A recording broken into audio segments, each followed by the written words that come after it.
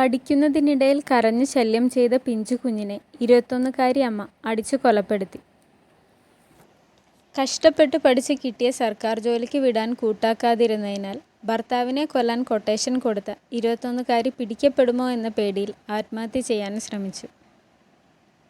Covid മൂലം ഭർത്താവും അമ്മായിയമ്മയും മരിച്ച യുവതി അമ്മായിയപ്പൻ്റെ മാനസിക പീഡനം സഹിക്കാൻ കഴിയാതെ പിഞ്ചു കുഞ്ഞിനെ കൊലപ്പെടുത്തി ആത്മഹത്യ ചെയ്തു. ഇത് 2021 ഡിസംബർ 14, 15 എന്നീ തീയതികളിലൊക്കെയായി മലയാള മനോരമ പേപ്പറിൽ വന്ന വാർത്തകളാണ്. ഞാനത് അന്ന് വായിച്ച് ഡയറിയിലൊരു കുറിപ്പ് എഴുതി വെച്ചിരുന്നു. പേപ്പർ കട്ട് ചെയ്ത് വെക്കാൻ മറന്നുപോയി. ഇപ്പോൾ ഇത് ജസ്റ്റ് ടൈപ്പ് ചെയ്ത് എഡിറ്റ് ചെയ്ത് കാണിക്കുന്നതാണ്. മലയാള മനോരമയ്ക്കും മാതൃഭൂമിക്കും എതിരെയൊന്നും എന്തെങ്കിലും പറയാൻ ഈ വീഡിയോയിൽ ഉദ്ദേശിക്കുന്നില്ല. നേരെ മറിച്ച് അതിൽ വന്ന ഈ വാർത്തകളെക്കുറിച്ച് പറയാനാണ് ഞാൻ ആഗ്രഹിക്കുന്നത്. അതുകൊണ്ട് അവർക്ക് പ്രശ്നമൊന്നും ഉണ്ടാവില്ല എന്ന് വിചാരിക്കുന്നു. ഇനി കാര്യത്തിലേക്ക് വരാം. ഈ വാർത്തകളിൽ അല്ലെങ്കിൽ സംഭവങ്ങളിൽ 2 21-കാരി അമ്മ പിഞ്ചു കുഞ്ഞിനെ കൊലപ്പെടുത്തി, 21-കാരി ഭാര്യ ഭർത്താവിനെ കൊല്ലാൻ ക്വട്ടേഷൻ കൊടുത്തു എന്നൊക്കെ പറയുന്നു. ഒരെണ്ണത്തിൽ 21-കാരി അമ്മയ്ക്ക് പഠിക്കാൻ ആഗ്രഹമുണ്ട്. എന്നാൽ പിഞ്ചു കുഞ്ഞിൻ്റെ കരച്ചിൽ കാരണം അവർക്കതിന് സാധിക്കുന്നില്ല. മിക്കവാറും ആ 21-കാരിയുടെ പേരൻസ് നിർബന്ധിച്ച് കല്യാണം കഴിപ്പിച്ചതാവാനാണ് ചാൻസ്. അല്ലെങ്കിൽ ആ പ്രായത്തിൽ ആ കുട്ടിക്ക് തോന്നിയ സ്വാഭാവികമായ ഒരു ഇഷ്ടത്തിൻ്റെ പുറത്ത് ആരെങ്കിലും സ്നേഹിച്ച് വീട്ടുകാരുടെ സമ്മതത്തോടെയോ സമ്മതമില്ലാതെയോ എങ്ങനെയെങ്കിലുമൊക്കെ കല്യാണം നടന്നതാവാനും ഉണ്ട്.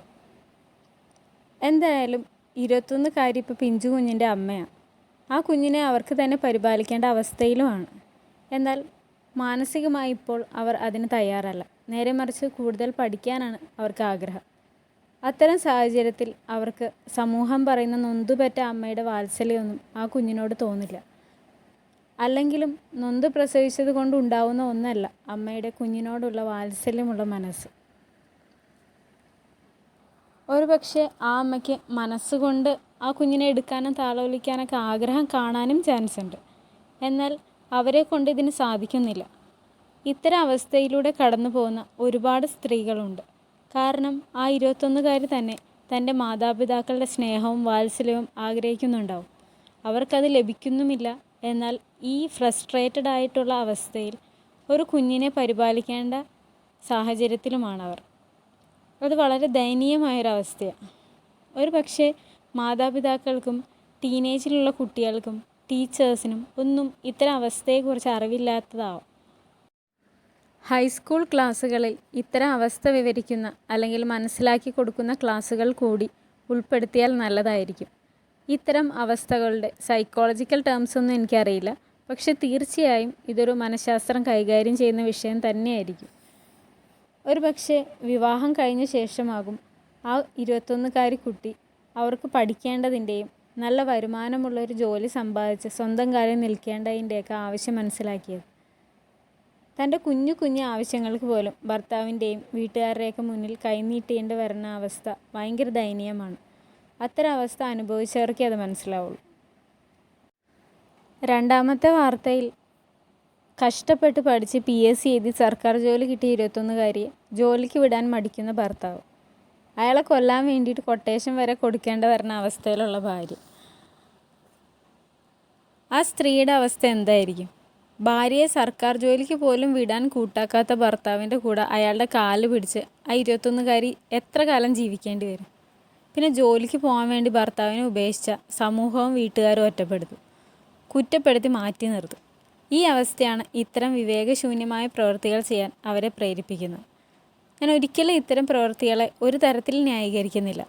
അത്തരം പ്രവൃത്തികൾ ചെയ്യുന്നവരുടെ അവസ്ഥ അല്ലെങ്കിൽ കടന്നു പോകുന്ന ദയനീയമായ സാഹചര്യം ഇതൊക്കെ ഒരു ചർച്ചയാക്കുക, അത്രമാത്രം ഞാൻ ആഗ്രഹിക്കുന്നുള്ളൂ. പെൺകുട്ടികൾ പഠിച്ച് അവർക്ക് സ്വന്തമായിട്ട് വരുമാനം ഉണ്ടായി തുടങ്ങി അതിന് പറ്റിയ ആളുകളെ മാത്രം കല്യാണം കഴിക്കുന്നതായിരിക്കും പിന്നീട് അവരുടെ ജീവിതത്തിനും അവരുടെ കുട്ടികളുടെ ജീവിതത്തിനും സമൂഹത്തിനും എല്ലാത്തിനും നല്ലത്. ഇനി മൂന്നാമത്തെ വാർത്തയിൽ കോവിഡ് വന്ന് ഭർത്താവും അമ്മായിയമ്മയും മരിച്ചു. പിഞ്ചു കുഞ്ഞുമത്ത് അമ്മായിയപ്പൻ്റെ കൂടെ ജീവിക്കേണ്ടി വരുന്നു. അവർക്ക് ജീവിക്കാനുള്ള വരുമാനം ഉണ്ടാവില്ല. കുഞ്ഞിനെ ഇട്ടിട്ട് ജോലിക്ക് പോകാനും പറ്റില്ല. അങ്ങനെയുള്ളൊരവസ്ഥയിലായിരിക്കും മിക്കവാറും അവർ. ഈ വാർത്ത വായിച്ച് എൻ്റെ ഒരു സഹപ്രവർത്തക പറഞ്ഞത് അവർക്ക് കുഞ്ഞിനെയും കൊണ്ട് സ്വന്തം വീട്ടിലേക്ക് പോകാമായിരുന്നില്ലേ, എന്തിനാണ് ആത്മഹത്യ ചെയ്തതെന്നാണ്. എല്ലാ ആളുകൾക്കും അങ്ങനെ സ്വന്തം വീട്ടിൽ പോയി അവരുടെ ചിലവിൽ ജീവിക്കാനുള്ള അവസ്ഥയൊന്നും ഉണ്ടാവില്ല.